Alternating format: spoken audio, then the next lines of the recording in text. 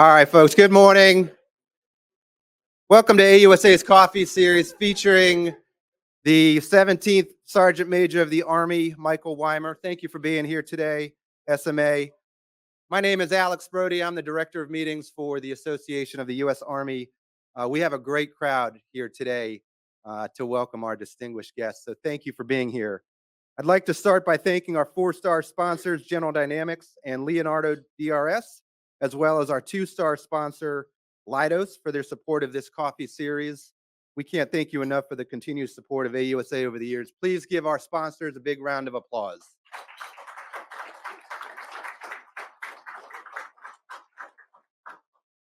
Simply put, we can't do these events without the great support of our industry partners. If you're interested in becoming a sponsor of any of the AUSA events, please reach out to our sponsorship team. Emily Call, our sponsorship manager, is here out near registration. She'd be happy to talk with you about all the benefits of being a sponsor at AUSA. We appreciate the presence of the general officers and command sergeants major joining us this morning as well. Thank you for being here. I'd also like to acknowledge the congressional staff that are here with us today. Your efforts on behalf of the Army, soldiers, and families are greatly appreciated. All right, with that, it gives me great pleasure to introduce the Vice President of NCO and Soldier Programs for the Association of the United States Army. Please give SMA Dan Daly a big round of applause. Thanks, Alex. I appreciate it. And just want to echo the comments, Alex. Thanks for being here. Our membership and our support that we have from our sponsors is critical to be able to put these venues on. Yesterday, we had a great hot topic talking about holistic health and fitness. And today, we have the 17th Sergeant Major of the Army. And it's my honor to introduce him. He joined the Army in 1993. Shortly after that, he became a Special Forces operator in 1996. He hates when I do this, but I got to do it. I got to do that. Spent about 20 years in Special Forces and Special Mission Units, and was sworn in as the 17th Sergeant Major of the Army in August of 2023. It gives me great pleasure to introduce our 17th Sergeant Major of the Army, SMA Michael Grinston. SMA.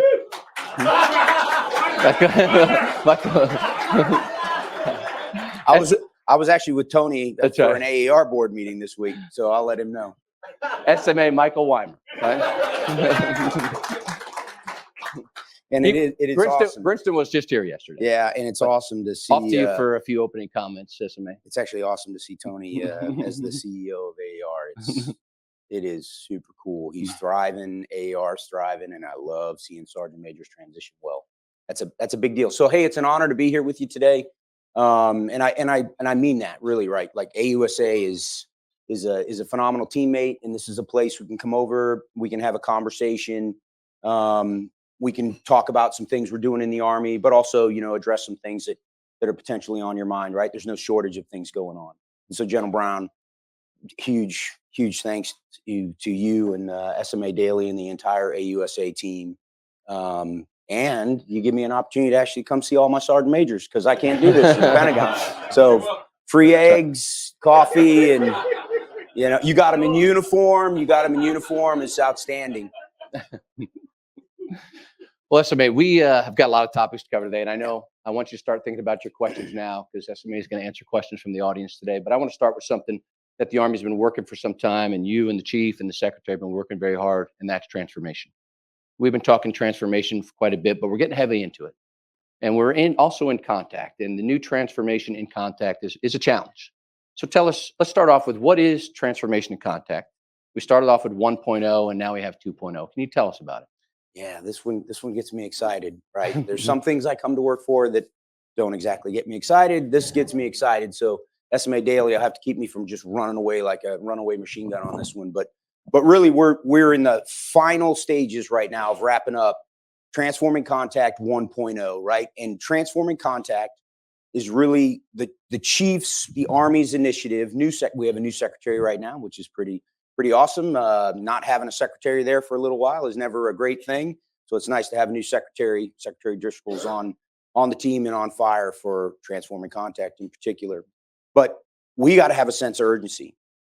And some of our traditional ways of doing business, really in the Department of Defense writ large, but we're talking Army today, they're just not working anymore. They're legacy processes. And so Transform and Contact is the Army's initiative to really force change faster. And we believe in our heart of hearts that bottoms up experimentation, which is why we picked infantry brigades, IBCTs, and Transform and Contact 1.0 as our test case, because we were pretty sure it was going to be successful. And that's what we're seeing in the wrap up with 310's recent rotation in Hohenfelds at JRMC. And so we're going to take Transform and Contact 1.0. We're taking all of those lessons learned, and we're going to use that to help shape some decisions for the Army. And that's going to inform Transform and Contact 2.0, where we're going to go from 3 infantry brigades to 2 full divisions. We're talking armor brigades. We're talking sustainment brigades. Because again, we can't just transform an IBCT, an infantry brigade. If sustainers can't transform at the same pace, then that infantry brigade can't survive more than a few days. And we know that, right? I'm talking to a very friendly Army community here. And so, but it's exciting because I personally have never seen the Army move out this quickly. And that's priority 1, sense of urgency. You know, the old saying, the best day to plant a tree was 10 years ago, right? So we've got to do that every day with everything we're doing. Yeah. You know, you mentioned a few things there, SMA, I'd like to pick up on, you know, the high op tempo. We're not at war right now, but you wouldn't know that as a soldier. You're highly deployed. We're busy. And transformation, when you're not in that situation, is difficult. And like you said, you're transferring from 1.0 at 2.0 at lightning speed. What are some of the things you're hearing from the force as a result of the transformation while maintaining a high op tempo and staying in contact? So I'll use 2101, 2nd Brigade, 101st, which was our first truly identified IBCT for TIC, as we're calling it, for TIC 1.0. And it's really hard to see yourself. It's really hard to measure certain things, right? And so I kind of go back to things that I guarantee you were doing and SMA Tilly was doing, and retention. You take a look at retention data, right? You really want to understand what's going on in an organization. You kind of see that. Now, remember, the goal isn't to retain everybody. There's some folks that they serve their country, which is incredibly honorable. There's no time limit on honorable service. Please make sure people understand that. That's a terrible philosophy. But we looked at that brigade's retention rates compared to their sister brigades in that division prior to their first year in TIC and then afterwards. And that brigade went to JRTC, came out of it, were told they were going to become the TIC brigade, immediately went into hard home station training, which I'm saying that with a little emphasis because we're going to get back to hard quality home station training, and then sprinted all the way to another rotation back at JRTC. They were training hard. Op tempo was busy, right? Again, true training at night is real lethality. You got to be good at night, not in the daytime. And that retention rate went and became the highest in the division. So to me, that's a data point that I can truly sink my teeth into and know that troops want purpose. They want to be busy, not busy hanging around in the company area. They want to be training. And when you tell them that you're empowering them to make decisions for the future of the Army, this generation feels like an extra purpose. And that's what we're seeing in all 3 of those brigades. And I'm excited because now we're going to see that in 2 full divisions plus. Yeah. You know, you mentioned it too, SMA, that transformation comes at a cost, right? And we have to do this over time as rapidly as we want to push this, as we need to push this. Yep. There are technology and equipment gaps in different units, TIC 1.0, 2.0, and non-TIC units. What are some of the soldiers saying, and what advice are you giving those units about what they expect in the future?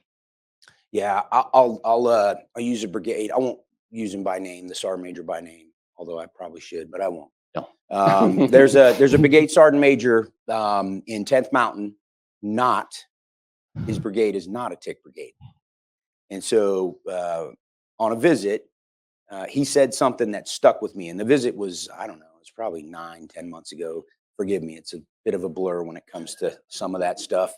But he was talking to the chief. He said, hey, sir, we're not a TIC brigade, but that's not slowing us down because transformation is a mindset. And we're taking everything that 310, their sister brigade down at Fort Johnson's doing, 2nd to the 25th that's doing in Hawaii, CSM Haney's old division, and then what 2101's doing with CSM Walker at Campbell, and we're learning all of it. They're reading all the articles from the Harding Project. They're talking to all their teammates. And so that really stuck with me. That really, and it's kind of a bit of a culture piece in SOF, really, in the special operations, is the ice is never cold enough. And so we're starting to see it spread.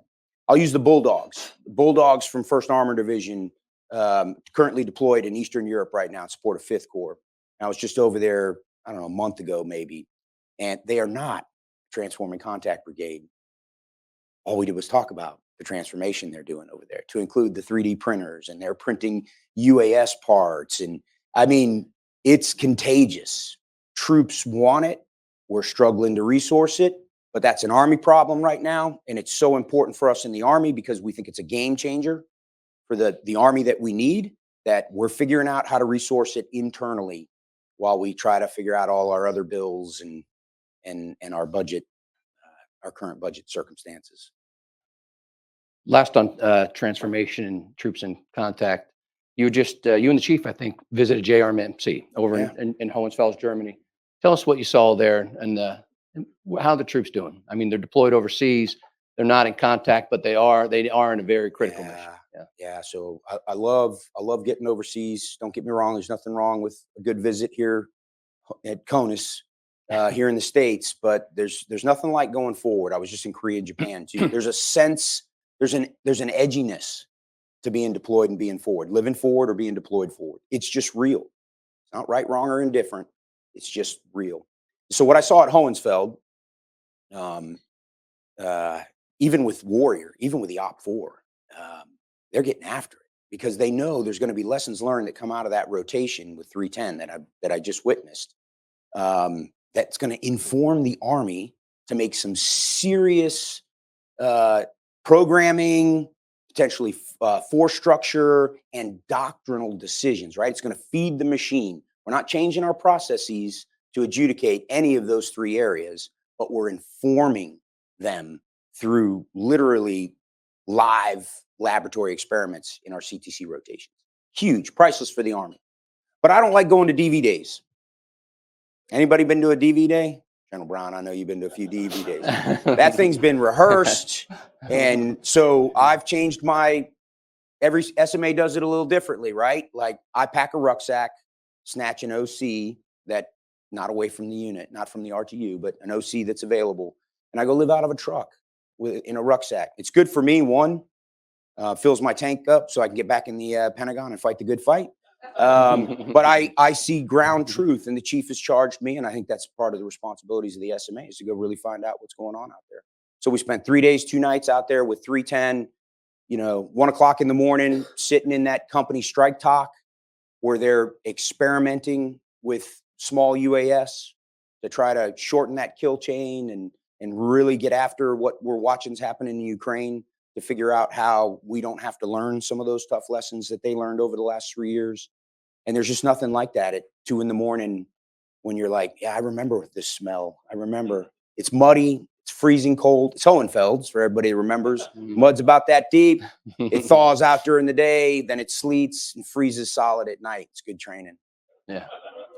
As much as I know you love to be out there with the troops, SMA, you mentioned you got to come back to the Pentagon and get after some of the important work that's done here too. Very critical work. And I know the Senior Enlisted Council is in town right now, and you guys have always done some great work. We met all day yesterday. Yeah, and continue to do great work for our Army. Let's talk about that a little bit. So Sergeant Major promotions. You and the SEC have been doing some work on transforming how we promote the enlisted ranks. Can you talk about some of the initiatives that you're working on?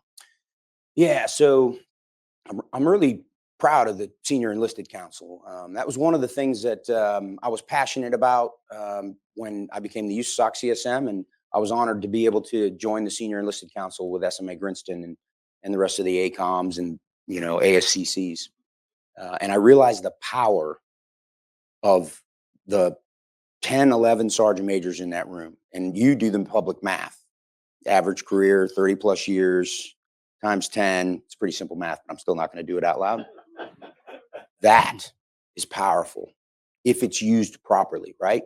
You can have all that knowledge, but do you have access and placement? Do you have the trust of senior leaders? Do you have influence? And so I really plan to pour gasoline on the Senior Enlisted Council. And so that's what we've done to SMA's Brinson's point. And Sergeant Major talent management is a big topic right now, right? You hear a bunch of stuff about sergeant majors are opting out of SMAP, or colonels are opting out of CCAP and BCAP, and I mean those are, without data to understand those statements, they're actually pretty harmful, to be honest with you. They're not helpful, I'll tell you that. And so we are taking calendar year 25.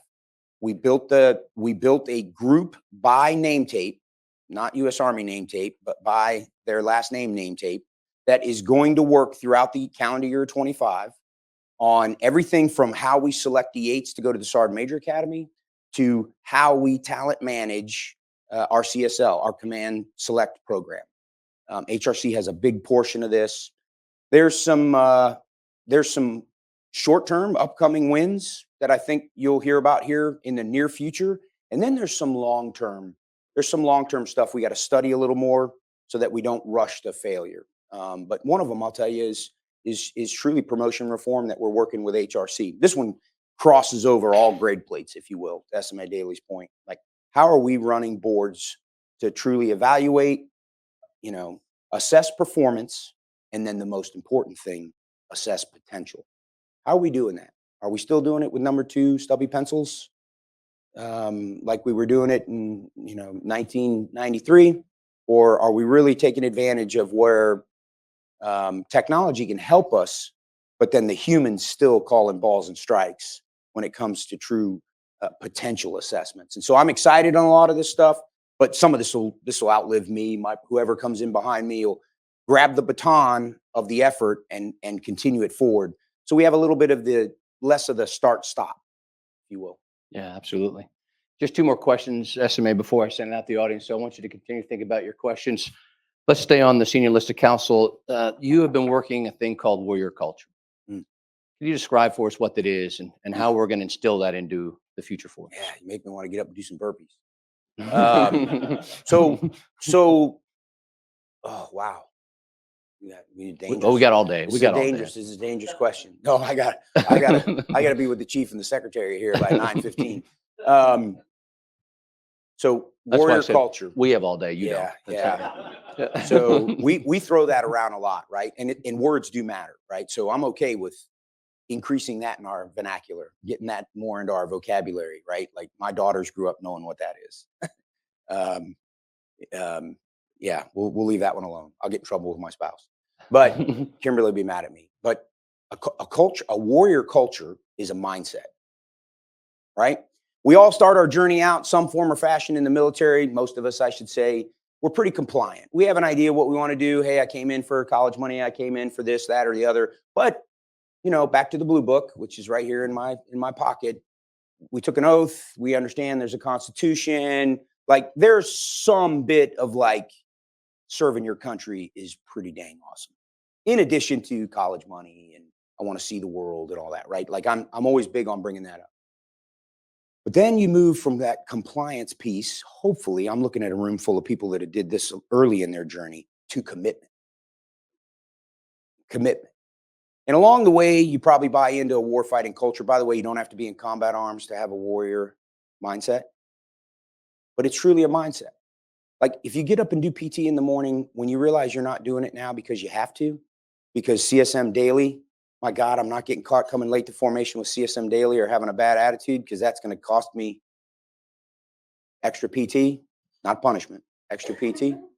That to me is success. And that's the journey we're on as leaders. I'm passionate about this. Soon as troops, to include your family members, like my wife has a warfighting mindset, or we'd have been done a long time ago. I know SMA Daly's wife has a warfighter's mindset, because I know what she did as a spouse to support the Army and SMA Daly and every one of the units that they were in, right? And so it's really important.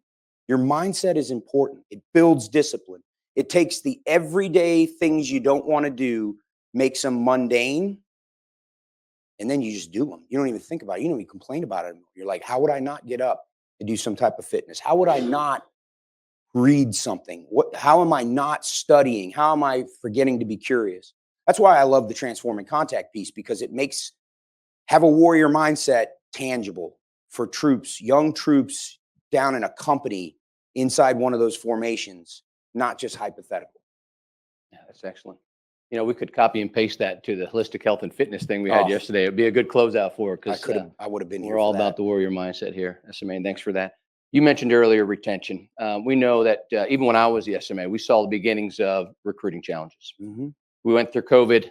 We saw the effects of that, what it had on our nation, not just our Army, but all of our services. And now we're seeing a little bit of coming out of that era, right? It's exciting. Can you give us an update on where we are in recruiting today and retention today in the United States Army?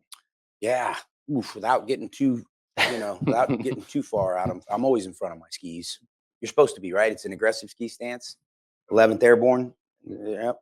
I'm excited about this. Like, it has been a crucible to get our recruiting healthy, a crucible. And again, I think I said it multiple times last year. I'm like, hey, I'm not going to pop any corks and do fireworks and celebrate until I see some sustainment in the numbers, right? Because we were successful last year, but we increased our goal, both on active, both reserve, guard.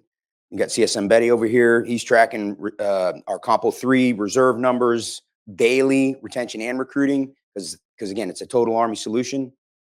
Deterrence is a total Army solution. That's super important for all of us in this room, especially to remember. But now I'm starting to celebrate a little bit. Like, we're crushing our mission right now. I'm not going to throw numbers at you, because that's where I'll get way out ahead of my skis. But I am excited now, because sustainability is the name of the game. If it's a one-off, that's not good for an all-volunteer Army or an all-volunteer military. And so what we're seeing right now, USAREC, and I really enjoyed going to promote General Davis to 3-star, but that 3rd star isn't what solved and is crushing our numbers, right? I think that's a bit of a misnomer.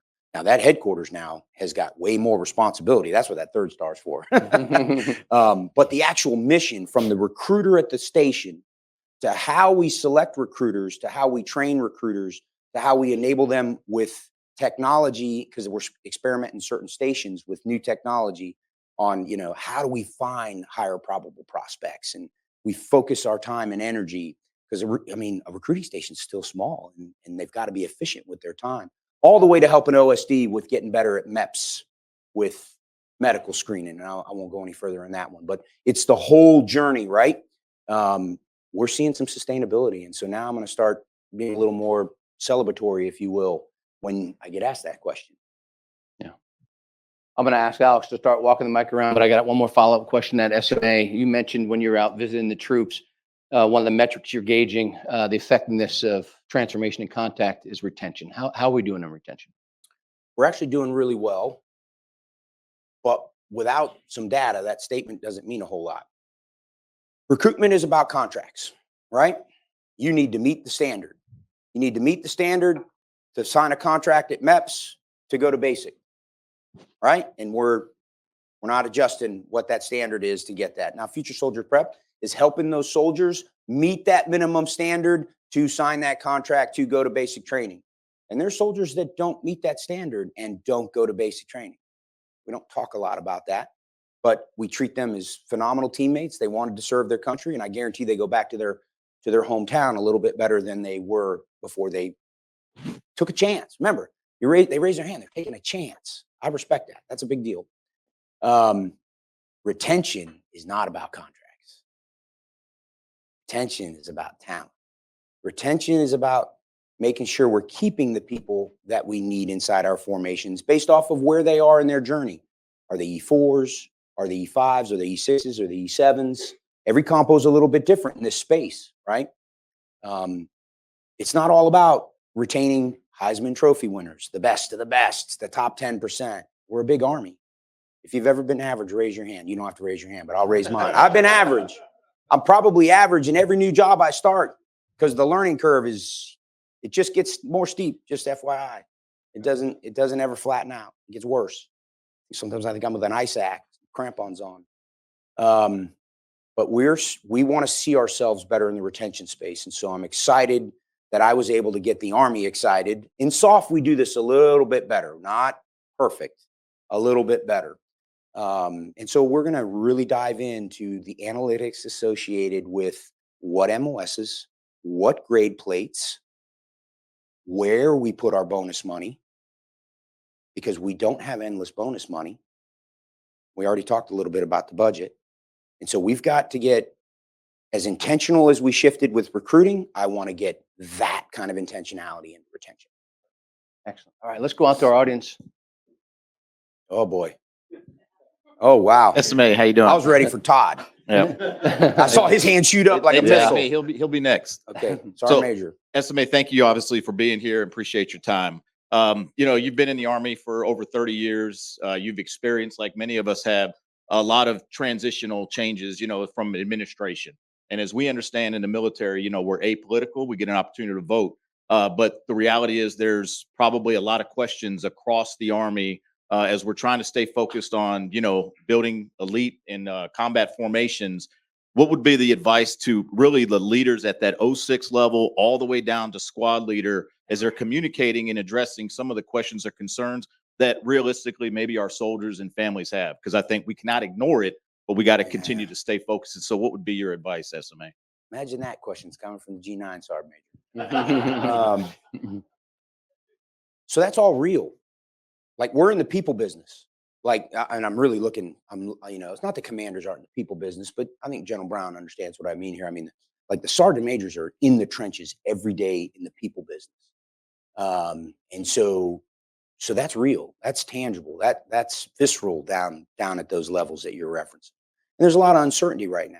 And so what we're doing on the Army staff is we're trying to take everything from an executive order all the way down to OSD, guidance and policy that comes out of OSD, and then translate that down into services to keep everybody steady as we learn more. I mean, that's really what we're doing. We haven't figured it out for every one of the changes, right? And the older I get, the more I realize I'm a weirdo because I love change. Not all change is great. Don't change just to change, but I don't mind change. It's probably my upbringing that he always talks about when he opens up with introducing me. The soft world, like, you just prepare for tomorrow to be different than yesterday. You don't prepare to try to make tomorrow the same as today. That's boring.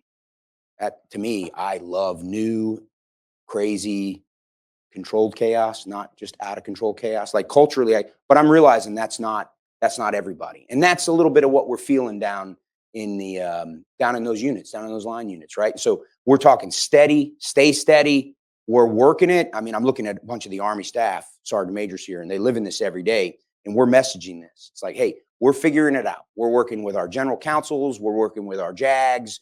We're working with all our policy people. And we're trying to be quick, but we're not trying to rush to failure to send you something that maybe was not the right interpretation. And so that's where that little bit of that tension is that Mike's talking about. But to be honest with you, I think, what are we in, week 7, week 8 right now? I think we're starting to see a little bit of it just kind of, level out, right? It's kind of like, active recovery right now, since you had H2F here yesterday. Is like, heart rate was up pretty high. You got off the assault bike, and now it's active recovery, and you're ready to go again. But we're working. I appreciate the question, and I truly do believe, sergeant majors, this is a place for us in this space. Talk to troops, talk to families, instill confidence. Let's see what's going to be on the cover of Army Times next week. Good morning, Sergeant Major. Thank you both for your time. Kind of a two-part question regarding TIC. One, we saw yesterday with H2F that there's been some interest from the other services in H2F as a particular program. One, are you seeing any of that from TIC? And part two, when we go to 2.0 at the division level, where do you see challenges, opportunities as you scale that up from brigade to division level? Ooh, resources. The very first answer in reverse order, resourcing. Because I love H2F and I didn't get to be here yesterday, I'll start with that one. We are changing the culture of fitness in the United States Army. And I grew up on push-ups, sit-ups, 2-mile run, 5-mile death run till you puke every Friday, a road ruck run in boots, rope climbs, grass drills. That was it. And spent most of my career, some of the folks in the front might remember, injured throughout all of that. And you just took Motrin and you drove on, right? And so we used to say, you know, I need you to be harder, not smarter. We're changing that. I now say, and I said this at last year's H2F conference down at Fort Eustis, I actually need you smarter with grit. That's what we're trying to do right now. Like, grit still matters. Matter of fact, grit may be one of the defining differences of whether winning or losing. Because if we can't win quickly, God forbid we have to do anything, right? Deterrence be so scary, you don't have to do that. But if we can't win quickly, look at Ukraine. We better have a hell of a lot of grit. And so I get passionate about that. The other services are absolutely excited about it. They're trying to figure it out. I remember, and SMA Grinston would remember this more clearly, but Troy Black, current SEAC, he actually talked about when he was the Sergeant Major of the Marine Corps, he was watching closely what the Army was doing with H2F. Now, it becomes a resourcing piece. H2F is not free. And H2F is really not about all the kit we see when we walk into a beautiful gym with artificial turf and all the fancy equipment. H2F is a mindset, but it's also about those SMEs that we're hiring, the strength coaches, the physical therapists, the nutritionists, the cognitive coach. I mean, it's the sum of all those in the pillar. And the spiritual pillar, I see Sergeant Major Simmons here, and can I tell him about the spiritual fitness handbook that's getting ready to come out? There you go. I told you we're getting ready to go final with that, and I'm excited about that because that's probably the pillar that has been my foundation, right? And the spiritual pillar is not about religion, right? And so we're trying to make sure with that, you know, that pillar isn't weird. Don't make it weird. You know, if you don't make it weird, then soldiers are willing to have a conversation with you about what it means because it's not about religion. But I get excited about H2F. I've been rebuilt 3 times. I've been hard broken. So, you know, being a warfighter for 30 years is not all equal. Some jobs are a little different than others, but it's been either a Thor 3 program, a SOCOM POTIF program, or here recently I'm leveraging H2F capability. So excited about that one. Okay, TIC, scale. We're trying to scale it. We're trying to upgun it. We have to. Like, something I've learned in the Pentagon, again, this isn't a ding on the Pentagon, although I know it'll be interpreted a little bit in that, but there's Pentagon culture that if you don't force something and you're not bold enough, then you really don't change anything, right? And so what we're learning in the Army is if we're too comfortable with trying to figure out how to fund TIC, we'll make small, hard calls instead of tough, and we live this every day. And the chief is just not willing to tolerate that. We're going to make bold and lofty goals because it matters, back to sense of urgency. And then we're going to force the system to figure out how much we can actually do. And so it's a little bit of a different style that I'm seeing from being an outsider coming into the building, trying to get ConOps approved and other things, increase authorities, do more stuff. I like it because, again, I like change. I like pushing the envelope. The ice is never cold enough.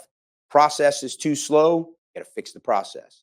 Sometimes you got to break the process a little bit, you know, to realize step 24 isn't as important as we thought it was during a coin fight, if you will. Because right now we're not in a coin fight. So we're doing that with TIC 2.0. I got CSM Mullinex getting ready to take USARAF this summer.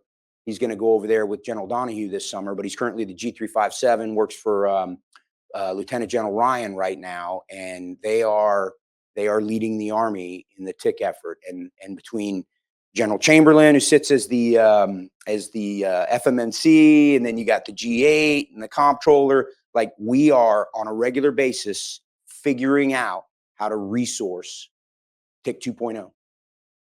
And it is not inexpensive. It is expensive, but I think it's worth it. We got ASALT sitting here, CSM Haney, works with Lieutenant General Collins, trying to figure out, you know, things in PEO soldier that we can do legally, ethically. How can we experiment with things inside the tick formations? And now that we've expanded it to multiple divisions and multiple type formations, there's just unbelievable opportunities to increase the experimentation we're doing. So that's, I think, one of the reasons why, why it's becoming a little more popular for, like some of our industry partners who have some pretty capable off-the-shelf technology that we're experimenting with. Thanks, Todd. Other questions? Oh, Morning, good. morning, Sergeant Major. Good morning. So my name is Neil Ditello. I'm a cadet in Georgetown University's Army ROTC program. I'll commission as an engineer officer this May. Excellent. My question is mostly about USASOC. Given your extensive background in the special operations community, where do you see the future of special operations progressing in the next 5 to 10 years? And furthermore, which region do you believe is of most strategic importance to USASOC and United States military special operations as a whole? What are you studying? Politics and Arabic, Sergeant Major. Never would have guessed. That's really good. First off, I'm not the USASOC CSM. That's Joanne Nauman. But I did sleep at a Motel 8. I'm thinking in my mind, like, okay, General Fenton, I'm going to get letters and cards from General Fenton right now. No, in all honesty, again, I go back to true deterrence, right? True deterrence. We have to be really good at our job. That's why I'm kind of draconian on readiness. Like if you're in an airborne unit, I want to ask you the last time you did a night combat equipment jump. If you're an infantry company, I want to know the last time you did a night live fire. Like I evaluate lethality from nighttime. Anyway, I'll stop there on that one.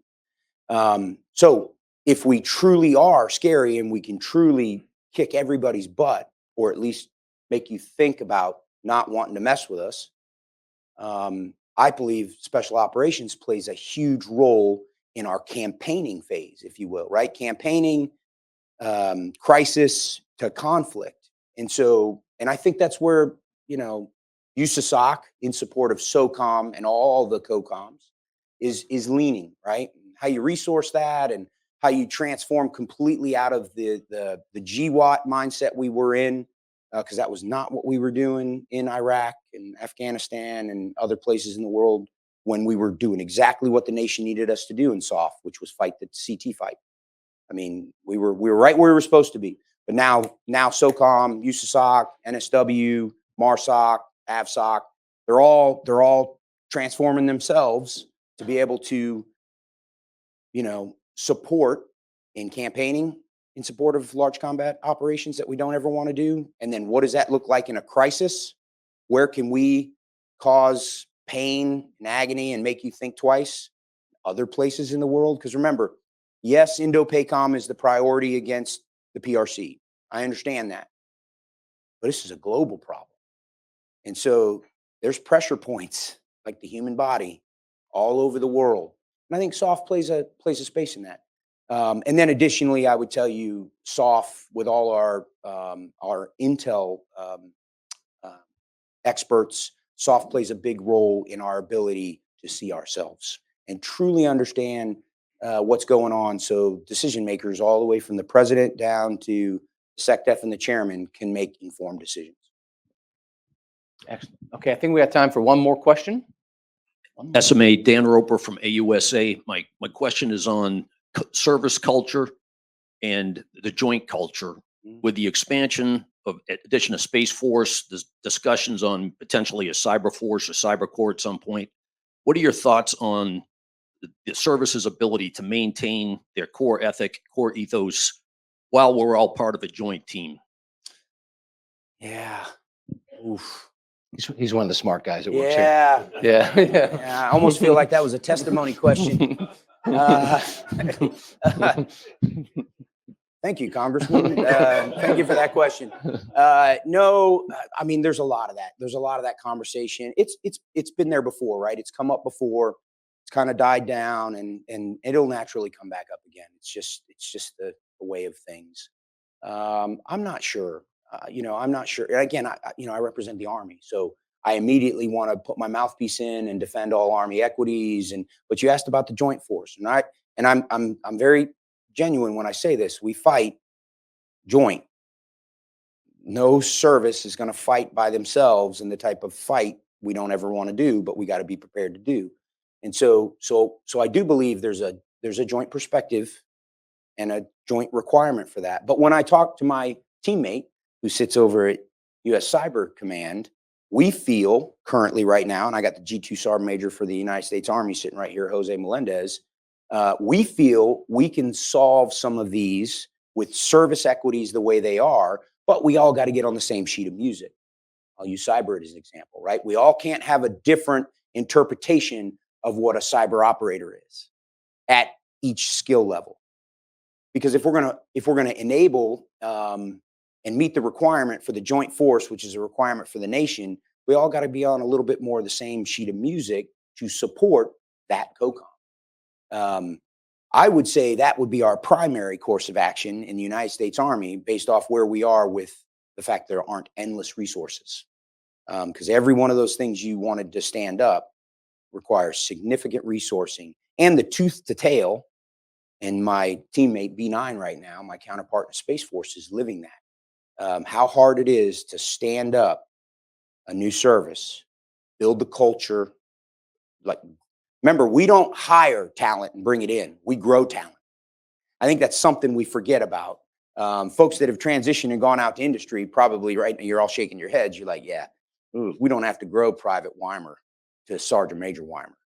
We're just going to fire Sergeant Major Weimer, and then we're going to go out to job to, monster.com or whatever it is, and we're going to hire the best person that's already been developed and invested in by somebody else. That's not our model in uniform services. And so to build something like that is pretty significant. Ladies and gentlemen, let's give SMA a big round of applause for his comments today. Yeah. Before you go, SMA, it is evident that leadership matters, and we have the right leader at the right time for our Army, SMA. We appreciate your leadership and that of the Chief and the Secretary, and wish you all the best. Before you go, I want to tell you about some upcoming events. Actually, SMA Weimer is going to be on stage with me at Global Force Symposium and Exposition. Oh, yeah. 25, I hope so, right? Yes. Yes, okay, good. Yes. 25 through 27 March in Huntsville, Alabama. If you don't have your tickets now, American Airlines is open. I checked this morning. You can buy those tickets.